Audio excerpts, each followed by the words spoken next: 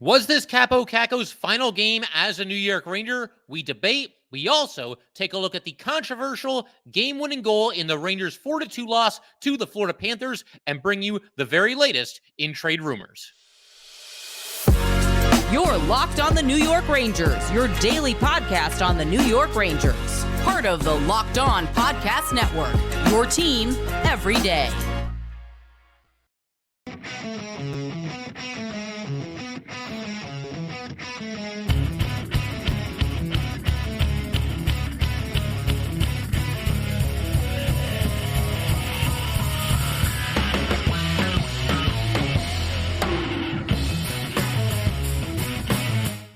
Welcome back, Blueshirts fans, to episode number 1019 of the Locked On New York Rangers podcast. I'm your host, John Chick. Just want to thank you guys, as always, for making Locked On New York Rangers your first listen every day. We are free and available on all platforms, including YouTube, and we are, of course, part of the Locked On Podcast Network, your team every day. So, tough loss to the Panthers, obviously a competitive back-and-forth game for a couple of periods, and then controversy abounded in the third period. The Panthers score a game-winning goal in fashion that certainly upset a lot of Ranger fans, and I think for good cause. We can go ahead and start today's episode by breaking down that play and everything that happened there. Also going to talk about Capo Kako, his missed opportunity late in this game, and whether or not we just watched him play his final game as a New York Ranger. And we're also going to have the latest on trade rumors around the NHL, obviously with the main focus being on the Rangers. But yeah, let's go ahead, start with what turned out to be the pivotal play in this game,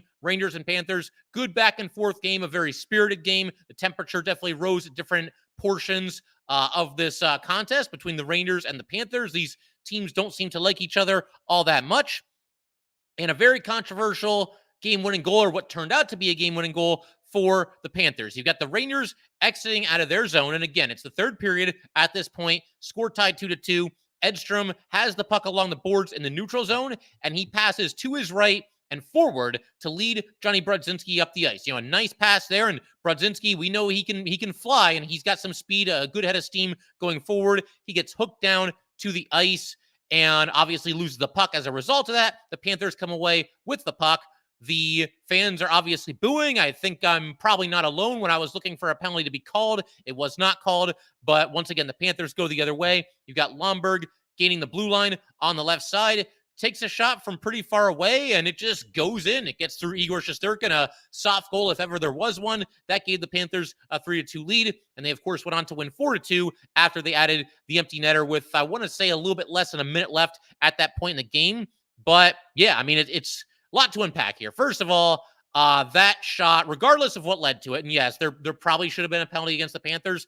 Regardless of that, though, Igor Shesterkin's got to make this save. I would imagine he'd probably be the first one to tell you that. It was kind of a weird situation because, he seemed to have it squared up, and I don't think he got screened or anything like that. The shot was taken by Wennberg, and Trouba was there. Trouba was between Wennberg and Igor, and the puck did appear to go between Trouba's legs when the shot was taken. But even so, it never looked like Igor lost sight of the puck. The shot is from far out. Joe Micheletti was talking about that. It's from 40 feet away. You got to be able to make that save. And it kind of just fluttered over Igor's glove and into the far side of the net. And just like that, it's 3-2 Panthers. Again, it seemed like he saw the puck okay. So there's really no excuse for missing this one if you're Igor Shesterkin. He's obviously been playing a lot better lately, but that one is one that, just can't get in. It just can't get by you. Low danger scoring opportunity for the Panthers there. And of course, it ends up being the game-winning goal. And as far as the miscalled, this was not a banner night for the officials. I mean, you got to call something here with Brodzinski being hooked down to the ice while he's, rushing up the center of the ice. I mean, it's right there, plain as day for anybody to see. It felt like early in this game, they were making a couple of ticky-tack penalty calls kind of on both teams. And then, it felt like they got the Panthers for something that was kind of ticky-tack, so they thought they had to do the same thing for the Rangers as kind of a makeup call. And anytime in any sport, really, at any level, if you're a referee or an umpire in baseball, whatever it might be, if you are in a situation where you miss a call or you don't feel great about a call that you made, I think the best thing is probably just to let it go instead of trying to make up for it the rest of the game with, well, we got to make it up by calling one this way in favor of this team. And then we got to make up that call by calling it in favor of the other team. That's just not a recipe for success. And I don't know for sure that that's what happened here. But again, early in this game, it just kind of felt like that's what was going on. And look, we've got a long way to go before this potentially happens, but it's at least possible the Rangers and Panthers meet each other in the Eastern Conference Final. Obviously, no guarantees, but it could happen. So it's kind of one of those things where I'm kind of glad that if the officials were going to be a big factor, I'm glad that it happened in this game and not in like game 6 of the Eastern Conference Final. And again, long way to go before we're even talking about that, but it's certainly at least possible.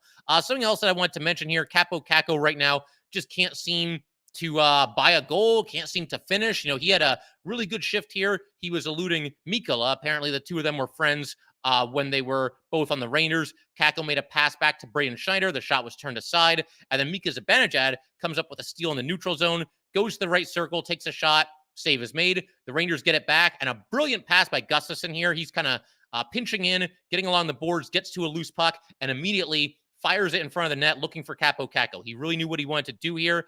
Kakko's right on the doorstep, shoots it wide of the net. I mean, he's like 5 feet in front of the net, somehow shoots wide. And I don't know. Kakko just doesn't seem to have that finish. There's times where it feels like he's snake bitten. You can call it whatever you want to call it. I'm still personally upset that they broke up the Cooley, Brodzinski, and Kakko line. I know they wanted to experiment with a checking line against a good team like the Panthers. And in doing that, they went with Cooley, Goodrow, and VZ. But, you know, they moved Kakko away from Cooley and Brodzinski several games before this one, and it just hasn't been clicking with Mika and Kreider.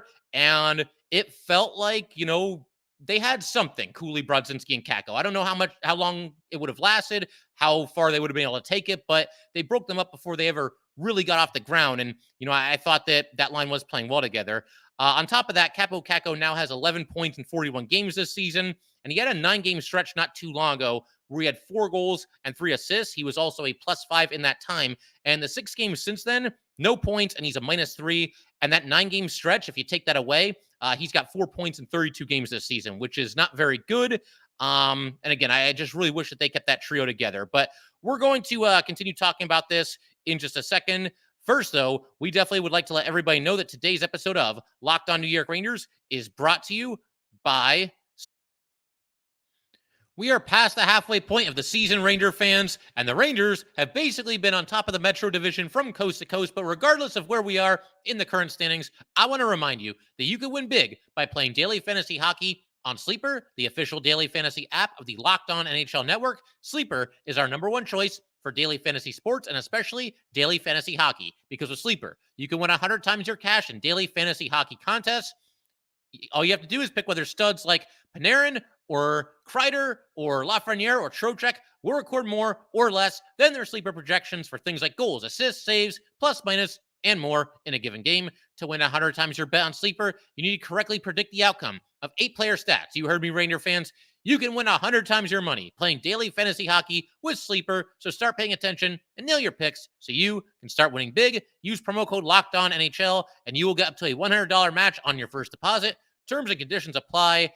That's code LOCKEDONNHL. See Sleeper's terms of use for details and locational availability. And today's episode of Locked On New York Rangers is also brought to you by Robinhood. Did you ever know that even if you have a 401k for retirement, you can still have an IRA? Robinhood has the only IRA that gives you a 3% boost on every dollar you contribute when you subscribe to Robinhood Gold. But get this, now through April 30th, Robinhood is even boosting every single dollar you transfer in from the other retirement accounts with a 3% match. That's right, no cap on the 3% match. Robinhood Gold gets you the most for your retirement thanks to their IRA with a 3% match. This offer is good through April 30th. Get started at Robinhood.com/boost. Subscription fees apply. And now for some legal info. Claim as of Q1 2024 validated by Radius Global Market Research. Investing involves risk, including loss. Limitations apply to IRAs and 401ks. 3% match requires Robinhood Gold for 1 year from the date of the first 3% match. Must keep Robinhood IRA for 5 years. The 3% matching on transfers is subject to specific terms and conditions. Robinhood IRA available to U.S. customers in good standing. Robinhood Financial LLC is a registered broker dealer. And we just want to go ahead and also let everybody know that Locked On has launched the first ever national sports 24/7 streaming channel on YouTube. And now it's also available on Amazon Fire TV and the free Fire TV channels app. Locked On Sports Today is here for you 24/7, covering the top sports stories of the day with the local experts of Locked On, plus our national shows covering every league. Find Locked On Sports Today now available on the free Fire TV channels app. All right, so let's go ahead. Keep everything rolling here. I want to go ahead and shift our attention to some encouraging signs that I got from this game. Watching the Rangers battle the Panthers, and obviously it's a game that I think could have gone either way. I'd give maybe a slight edge to the Panthers, and ultimately, of course, they did prevail. But we're going to get to that in a second. I do want to let the everydayers know, though, that got 2 more episodes for this week. They're both going to be very trade-centric. We'll see what the Rangers do, and regardless, there will be most likely a live episode sometime on Friday afternoon before the trade deadline, and the episode will then carry us past the trade deadline as well. Should be a lot of fun. But as far as some good signs from this game, I thought one of them was the physicality. The Rangers really matched up with the Panthers in that department, and not just, during play, but between the whistle as well. There was no back down coming from this Ranger team. There's certain Ranger fans that would have you believe that, they're soft and they can't, they can't play playoff hockey. They're not built for that. I never really seen that as like a tremendous liability. I mean, are there more physical teams than the Rangers? I guess, but I don't recall seeing too many games this year where the Rangers lost because oh man, they really got out muscled and knocked around. But the Panthers, they seem to be, a tough, grinded out kind of a team. And certainly they don't shy away from anything that happens after the whistle either. And I thought the Rangers basically matched them step for step in that department. They, in fact, out-hit the Panthers in this game 30-22. And a lot of examples of, some pretty good size hits from the Rangers. There was one early in this game, and a couple of them came from players you don't necessarily expect it to come from, like this guy, Eric Gustafsson. He had a solid hit at the Ranger blue line to separate his guy from the puck. He didn't knock him to the ice or anything, but a good solid hit, and again, separation from the puck. And then Edstrom followed up with a pair of hits later on this same shift. You had Kaapo Kakko delivering a big reverse hit behind the Panther net to kind of shield the puck and come away with possession of the puck. Rempe was hitting. He had a big hit on Gadjevich, and not too long after this, Rempe was exchanging some words with him, and then there was a situation where Igor Shesterkin made a save. He had a scramble in the crease. The Panthers are kind of whacking away. The Rangers take exception. You've got Tkachuk and Fox. They were tangled up behind the net. Ryan Lindgren's going to be in the middle of this. Him and Bennett were kind of going at it a little bit as well. Lindgren was trying to get at Bennett.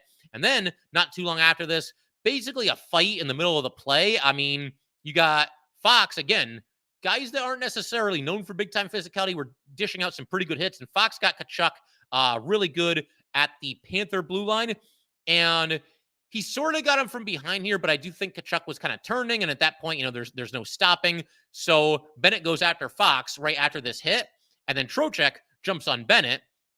You get a big scrum. It's kind of along the boards, along the Panther bench there. And play's continuing while all this is happening. But then, Tkachuk gets back up and he jumps back in and he goes after Fox from behind, basically gives him a couple of shots to the back of the head. And Tkachuk takes a penalty as a result of that. And that's the one where Cooley scored with 1 second left on the power play. Initially, they ruled that wasn't going to be a power play goal. And then they looked at it, officially a power play goal for Will Cooley. And I'm pretty sure they said that was the first of his career. So a cool moment there. Then, you also, the physicality didn't stop. You had Rempe with a big hit on Forsling. And this is when Gadjevich, came up and had a word with Rempe. No fisticuffs exchange, at least on this occasion. There weren't any actual fights in this game, but just a lot of nastiness, during the play, after the play, you name it, these teams were certainly having it out. And then you had a late hit by Cousins on Fox. And after that happened, Lindgren gave Cousins an even bigger shot. Lindgren's going to watch out for his buddy out there. They've, been very good friends and obviously defense partners for several seasons. You get another scrum. And then on the same shift, Braden Schneider delivers a big hit in the neutral zone. Puck ends up in the Ranger zone and the Panther zone. And Panarin goes in on the forecheck and he lays a pretty good hit on Ekblad, and Ekblad's got about 6 inches on him. So, again, the Rangers weren't shying away from this, and it was just cool to see a lot of different players, whether it's Gustafsson, whether it's Fox, whether in this case it's Panarin, guys that aren't necessarily known for big-time physicality, big-time hitting. They kind of seemed to sense the game that they were playing here and the opponent they were going against, and they didn't back down. I mean, this is about as big as a hit as you'll see Panarin lay on just about anybody. It wasn't like bone-jarring. It's not a hit that's going to be remembered for years and years, but I mean, he squared him up from pretty far away, and like I said, put a pretty good hit on him there in the corner. So that was obviously very nice to see that the Rangers, not only were they not pushed around by the Panthers or like punked out by them, between the whistles, but they were at times almost the aggressors there. And I think that bodes well. Obviously, playoff hockey, and not even just necessarily against the Panthers, but really just playoff hockey in general. We know the physicality is going to pick up, and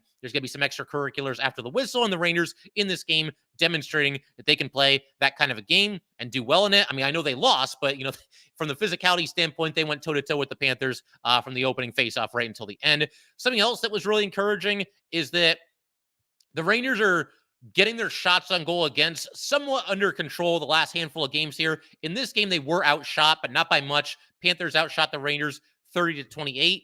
The game before that, Toronto had 34 shots against the Rangers. And the game before that, the Jackets had 31. So not exactly minuscule shots on goal against, but they're moving in the right direction. The last handful of games before that, even though the Rangers were winning, it felt like they were giving up, 38, 41, 43 shots per night, and Igor was bailing them out in a lot of instances. So they're starting to get that under control. They're starting to move in the right direction there. And the other encouraging thing is that this is the first, truly bad, truly soft goal that Igor Shesterkin has given up in quite some time. For a while there, it was happening multiple times a night, and Igor just could not find his game and just didn't seem to have it. And obviously, look, the goal that he gave up in this one that was soft, inopportune time, clearly. I mean, there's never a good time to give up a goal like that, but 2-2 midway through the third period, obviously that's an even worse time than most other options. But it's been a long time since this happened. It's been a long time. I don't really remember the last truly soft goal that Igor Shesterkin allowed. Even in that game outside against the Islanders, I know he gave up 5 goals, but actually, yeah, there were a couple of soft goals early in that game, and then he kind of found it going forward and ultimately got the win.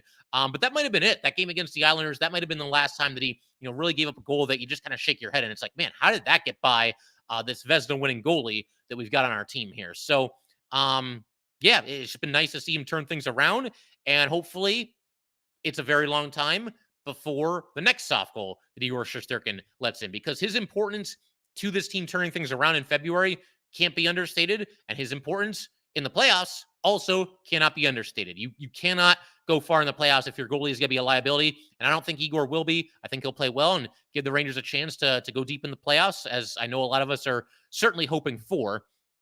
And the other thing I want to mention here before we move on to some trade rumors is that the Rangers, they went with that checking line for this game, and I see where they're coming from here, because the Panthers are obviously a great team.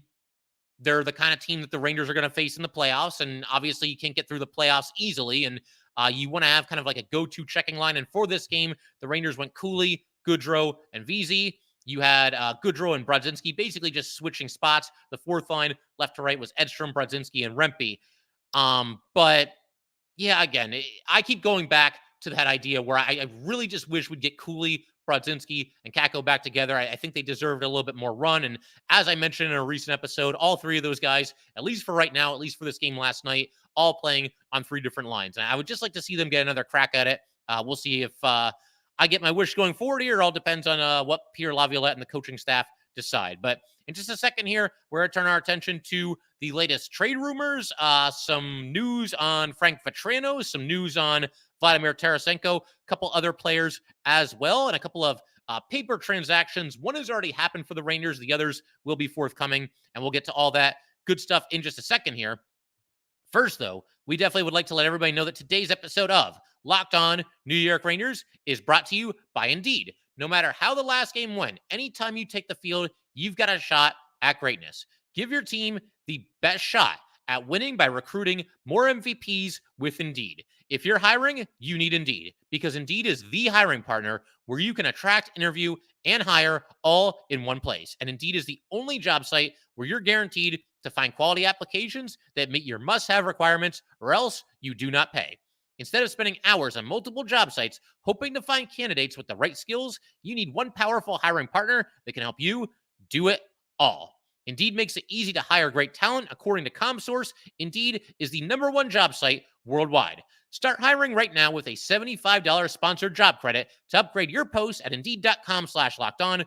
Offer valid through March 31st. Go to Indeed.com/lockedon to claim your $75 credit before March 31st. Indeed.com/lockedon. Terms and conditions apply. Need to hire? You need Indeed. Let's go ahead and keep things rolling. Figure we can close out today's episode here by further discussing everything that might be going on right now as far as the rumors flying around as it pertains to the trade deadline. Obviously, we are now a little bit more than 3 full days away. It's almost 2 o'clock as I'm recording this. And for all I know, maybe the Rangers are finalizing a deal right now. It's certainly possible. But some of the latest news, there's a little bit of some information out there as far as Frank Vatrano is concerned. I believe this one came to us from Larry Brooks. I remember seeing this circulating a little bit, and certainly from a reputable source, or else I wouldn't be sharing it. But Drury right now, and it's not hard to believe this based on just how we've seen him do business, but he's reportedly balking at the asking price that the Ducks have for Frank Vatrano. It sounds like Drury does not want to give up either a first-round draft pick or Capo Kako in a deal for Frank Vatrano. And I do get that to an extent, but it might be hard to pull off a deal for Frank Vatrano if you're not willing to include either one of those things. The Rangers, as far as like kind of taking stock of their draft picks and where they're at and how many draft picks do they have the next couple of seasons. So they have all of their first round picks for the next 3 seasons. They're all in play possibly for trade season here, or maybe the Rangers hang on to them, but they do have all 3 of their next 3 first round picks the next 3 years. They also have a second-round pick next year, but not for either of the 2 following seasons after that. So they moved a couple of second-rounders in recent years, and they do not have a third-round pick in either of the next 2 seasons, but they do in 2026. So, you know, as far as like I always look at the first 3 rounds because that's the players you draft that like, I feel good about this guy. We see him as a big part of our organization going forward. And if you can hit on the later picks, that's great. But those first 3 rounds, that's where it really counts and where you really, really need to hit on your picks. So I don't know. I mean, a first rounder for Frank Vatrano does feel like a little bit of an overpay just in general, but he's having an amazing season, a career year. And when you look at kind of, the trade market right now, the fact that it's a seller's market, I think it's pretty obvious that the Ducks have a lot of leverage here, not just with the Rangers, but with any team that comes knocking about Frank Vatrano. Because first of all, again, seller's market. We've seen examples of that. The players that have been moved, Lindholm and Monahan certainly come to mind. Tanev was moved not too long ago as well. It just feels like it's a seller's market this year at the deadline, and there just aren't as many great players available as there have been in some other seasons. So the Ducks have that in their favor. They also are in a spot where they don't need to trade Frank Vatrano because he is under contract for another season after this one. So they could hang on to him, try to contend next year. If it doesn't work, they flip him at the deadline. Now, you could argue that Frank Vatrano's value will never be higher than it is right now because he's having a career year and scoring all these goals. And obviously, the Ducks should be able to get a good amount for him. So there is that to consider if you're the Ducks.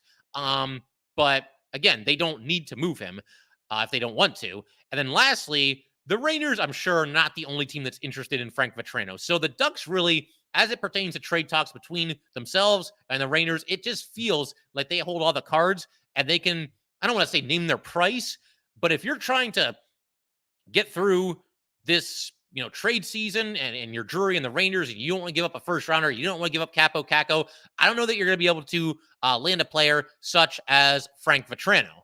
And that's another thing too. Like Kako, obviously, you know, he got hot for a while there and he's cooled off considerably. I don't think that the Rangers really are in a spot where they can, you know, tell teams that like, oh, Capo Kako is off limits. Capo Kako has, what was it? What did I say earlier? It's like 11 points in 41 games, something in that ballpark. To tell other teams that, like, oh yeah, we're interested in this guy that was an all-star for you, and he's having the best season of his career, and we'd probably bring him in and put him on our top line. But no, you cannot have Kaapo Kakko. I think teams, when they hear that from the Rangers, they're going to roll their eyes a little bit and be like, you've got to be bleeping kidding me, right? So I can understand that perspective from another team, but I can also understand the Rangers not wanting to move Kakko. But when you're trying to bring in players in a seller's market, and you're completely unwilling to include this guy who is more or less underachieved for the most part for 5 seasons now, that's going to be a little bit of a red flag, I think, if you're a team trying to deal with the Rangers. Another rumor, per Larry Brooks, the Rangers are believed to be offering a second-round pick and a mid-level prospect to the Seattle Kraken in exchange for center Alex Wennberg. Wennberg's been connected to the Rangers for quite some time now. Wennberg can also play some wing, so if the Rangers were to acquire him, he probably slots into one of 2 spots in the lineup, either third-line center. I would think probably third-line center, but if not, maybe he gets a crack at top-line right wing with Mika and with Kreider. It'll be their 90th different, winger this season, the last few seasons as well. Maybe it'll click with Wennberg, but not exactly holding my breath based on what we've seen recently. I'm willing, again, I've talked about this before, I'm willing to give Mika and Kreider a few games after the trade deadline to figure it out with whomever the third person on that line might be. But at a certain point, if they don't start clicking, if they don't start figuring it out, if they don't just start looking a little bit more dangerous 5v5, then I think at a certain point, a change has to be made there. You have to split the two of them up. And Mika, I thought him and Kreider both looked a little bit better in this game last night than they have recently, 5v5. They had a couple different chances to score. Mika almost broke his lengthy 5v5 scoreless drought with a tip-in deflection attempt on a shot by Ryan Lindgren. I mean, I say shot. He was shooting, looking for Mika to deflect it. He was robbed, was Mika, by Bobrovsky. But, overall, again, just not the best we've seen those two play 5v5. But as far as Alex Wennberg here and the package that the Rangers are offering, if this is indeed what they are offering, it feels like a pretty fair offer, a pretty generous offer by the Rangers. I mean, Alex Wennberg has played 10 seasons in the league. He is, I believe, 29 years old now, and he has averaged for his career less than a half point per game. Now, he is known as like a solid two-way forward, a guy who is defensively responsible, and that's all well and good and everything. But, I mean, a second-round pick and a mid-level prospect for Wennberg, maybe the Kraken feel like they can get more for him in this market. But again, just looking at it at face value, taking the market out of the equation here, I think that's a pretty generous offer by the Rangers. It honestly might even be a little bit more than I'd like to see them spend to get somebody like Wennberg. But again, being realistic, looking at the market, knowing the sellers seem to hold the cards this season at the deadline, it's something that the Rangers could certainly consider doing.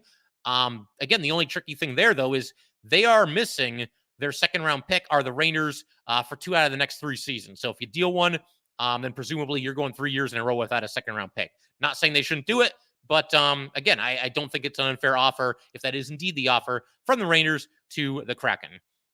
And then one other player that we've talked about on and off here, and obviously we got to know him a little bit last season, is Vladimir Tarasenko. He is currently being linked to the Florida Panthers, which is probably about the last thing we need as Ranger fans, to see Vladimir Tarasenko not only not come back to the Rangers, but end up going to the Florida Panthers, which would make a dangerous team even more dangerous. I think there's a very good chance he does end up getting moved at the deadline or before the trade deadline. Vladimir Tarasenko, that is. He's only on a 1-year deal. The Senators are not any good this year, and they probably want to get some assets in exchange for Vladimir Tarasenko. I know there's some Ranger fans that want him back, and I'd certainly be open to that as well. I think, adding another, top 6 forward, specifically a right winger, is a move that the Rangers definitely can and definitely should look to make. But the one tricky thing here is that if the Senators trade him back to the Rangers, the Senators cannot retain any salary on Tarasenko. There's a rule where you can't acquire the same player 2 years in a row at retained salary from whichever team that you're dealing with. And obviously last year, the Blues retained some of Tarasenko's salary. So if the Rangers pick him back up from the Senators, they're going to have to get really creative because they have to take on that entire cap hit, which probably means shedding some payroll in some other way. Does Kako go to the Senators? Can the Rangers offload Goodrow's contract in one way or another by attaching a sweetener and then bring in Vladimir Tarasenko? I mean, all of this is possible, but yeah, Tarasenko back to the Rangers. I mean, I'd like to see it, but I'm just not sure there's a clear path there. Never say never. Don't give out hope. If you're one of the fans that loves Tarasenko and really wants to see him come back, Again, it's certainly possible, but there are certainly some hurdles there as well. One other thing that I want to mention here, a couple more things. So there is a rule, and I'm just going to read it to you word for word here, having to do with the trade deadline coming up. And that rule is as such: a player must be on okay, let's try that again. Let's start over. A player must be on an AHL roster by the 3 p.m. Eastern time deadline in order to be sent down from the NHL at any point through the rest of the season. So there's going to be a couple of paper transactions by the Rangers the next couple of days here. There already has been one. Alex Belzile has been sent down to the Hartford Wolfpack. And the belief, which certainly stands to reason, is that the Rangers will do the same thing with Rempe, Edstrom, and Cooley. They will send all three of those players down to the Hartford Wolfpack, quote unquote. It's basically a paper transaction. The reason they do that is what I just said there. They have to be on the AHL roster. If the Rangers leave them on the NHL roster, then they are unable to send them down to the AHL for the rest of the season. And I'm sure they want that flexibility. There's really no reason not to do this. And with Rempe, Edstrom, and Cooley, none of those players have to pass through waivers. So again, it really just comes down to the fact that there's no reason not to do it. It just kind of frees you up a little bit. Paper transactions, all three of them will probably be called right back up right after the deadline comes and goes. Cooley 100% will be, and probably the other guys as well. So we'll see what happens there. Also want to mention that it was Pride Night at Madison Square Garden. I always think that the Rangers and MSG, they do a nice job with these different theme nights throughout the entire season. You look at the calendar, and there's a lot of different things that they do. You've got Military Appreciation Night. That's always a great night. Garden of Dreams Foundation Night, great night as well. And Pride Night, also a great night. And again, the Rangers just do a nice job handling this. And, it's one thing to, put on 41 home games every season, but I think it's nice that they can add a little bit of flavor to, different home games, different select home games throughout the entire season. And in this case, several of the Ranger players wore the rainbow tape on their sticks during warmups during this game. And, we've heard a lot in recent seasons about, hockey is for everyone. It's nice to see that there are, at least some examples of that, from the Rangers and otherwise throughout the league. Among the players who wore the rainbow tape, and this is not a complete list, nobody jump on it. This is just players that, scouring Twitter and looking at the Ranger beat writers, these were players that specifically got named as having the rainbow tape on their stick. And they were Mika Zibanejad, Jonathan Quick, Rempe, Goodrow, Brodzinski, and Edstrom. So there you go. Those players participated in the night's festivities. And one other thing that I want to mention, kind of a quirky thing that happened during this night, Niko Mikkola. He's on the Panthers, came over as part of the Vladimir Tarasenko trade last year. I thought he did, a solid job stabilizing the third pairing for the Rangers. But the Rangers during this game put up a welcome back Niko Mikkola message on the video board. Niko Mikkola played 31 games with the Rangers, 38 if you count these 7 playoff games. And somebody on Twitter had a funny comment because, Mikkola, I guess somebody pointed out to him that he was being, recognized on the board, and he kind of like raised his stick a little bit. But somebody on Twitter joked that he doesn't even remember being here. And the Rangers definitely have jumped the shark when it comes down to the players returning to the Rangers and giving them, a quick tribute. Now, I think this was just a quick video message board, so there's no harm in that. But this all seemed to stem from the controversy that ensued when Pavel Buchnevich first came back to the Rangers, to Madison Square Garden as a member of the Blues.